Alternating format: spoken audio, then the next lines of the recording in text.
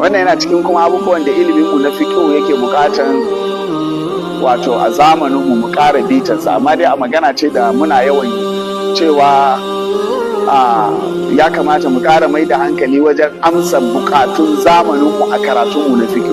Ba mutum ya yi karatu irin abin da ya riga ya faru, an raba tsakanin iliminmu da rayuwarmu. Mutum gashi ya yi karatu ya kai har ya karanta manyan littafai na fiqh, amma ba zai iya warware matsalolin al'ummansa na zamaninsa ba, ba zai iya warware matsalolin bukatun al'ummansa